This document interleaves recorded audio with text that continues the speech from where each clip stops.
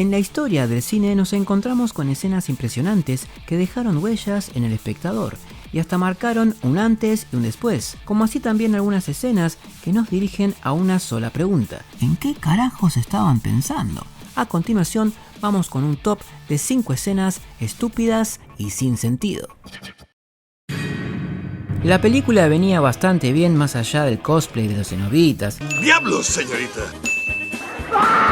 Y la inclusión forzada. Estoy saliendo con un chabón. Hasta que veo que los demonios se llevan a una chica al infierno, lo que nos lleva a preguntarnos: ¿qué onda? Pueden trasladar a una persona que está dentro de una camioneta al infierno, pero no pueden ingresar a una simple estructura de hierro. Yo sé que es una estructura de hierro mágica y bla bla bla, pero todo esto hace que los cenobitas queden en ridículo y se pierda el terror que generaban. Y encima matan a uno. Y yo me pregunto, ¿se puede matar a un demonio? ¿Se puede matar a una entidad?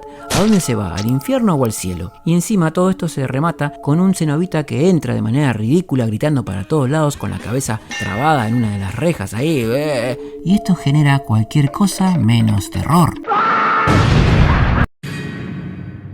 La película de Pattinson 2022 se destaca por su impresionante banda sonora y por explorar el lado detectivesco del hombre murciélago. Es más oscura, y no hablo de su contenido violento, sino más bien porque no se ve un carajo. Y también se evidencia un esfuerzo por lograr un tono más realista, aunque todo termina más bien en un intento. Un claro ejemplo de esto es una escena en la que Pattinson confronta al tranza del pingüino en su club, lo que nos lleva a la siguiente pregunta: ¿a quién carajos en su sano juicio se le ocurre abordar al villano en su propio territorio? ¿No es más sensato investigar sus movimientos y agarrarlo solo para indagarlo y ponerle los puntos, en vez de arriesgarse así y arriesgar la vida de los civiles? La vida real lo cagan a tiros, es así nomás, pero a través del uso exagerado de la magia del cine, este posee un traje que lo protege de balas de ametralladora, de escopeta, de caídas de patiparapente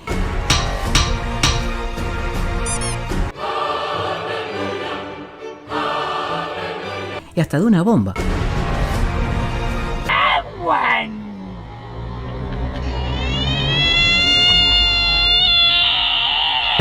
¿Es Batman o es Superman? Lo único realista de la película es su excelente habilidad para ser lo más irreal posible.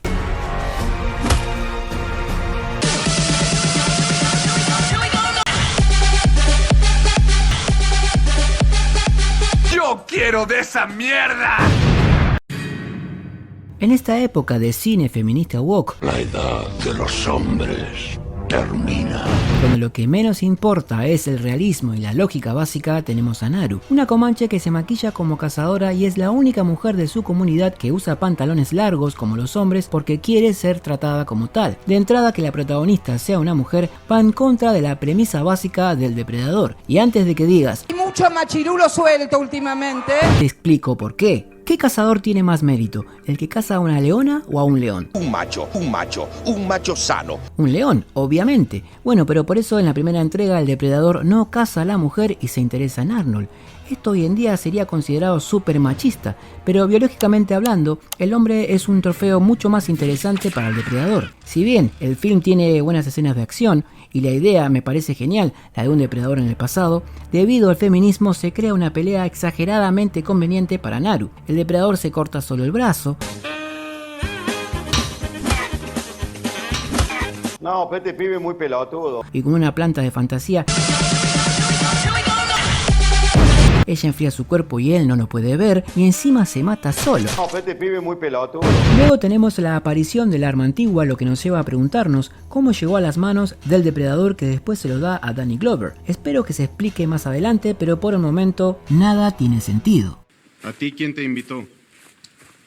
No es un viaje largo para traer cocinera.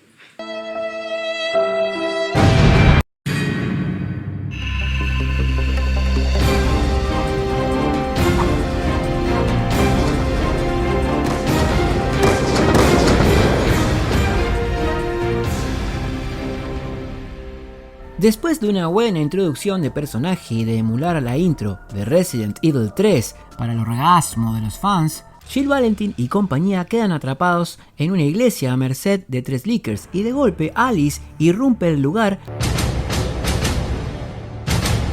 Muévanse. ¿A quién te comiste, flaca? Atravesando un ventanal con una moto y matando a estas criaturas. Y yo me pregunto, ¿cómo sabía que estaban en peligro? ¿Cómo sabía dónde caer? Y si caía encima de alguien, ¿cómo hizo para atravesar el ventanal de más de 10 metros? ¿Dónde estaba? ¿Arriba de un árbol? Nada tiene sentido, excepto por la clara idea de deleitar con una escena espectacular a la audiencia, pero que al final termina creando un efecto totalmente contrario por lo inverosímil y fantasiosa de la misma.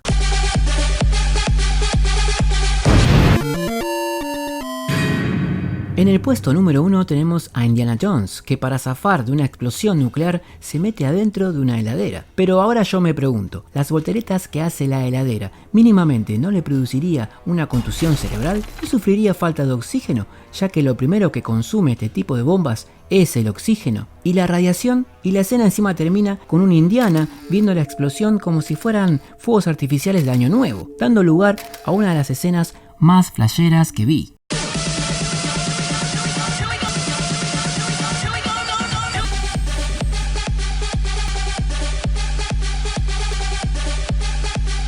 Si te ofrecen droga, simplemente dilo. Bueno, para ir cerrando te voy a pedir que por favor no te olvides de suscribirte al canal y de darle like al video si te gustó, obviamente, y si no... Anda máquina, no, nadie te detiene. Mi nombre es BRS y nos vemos en el próximo video.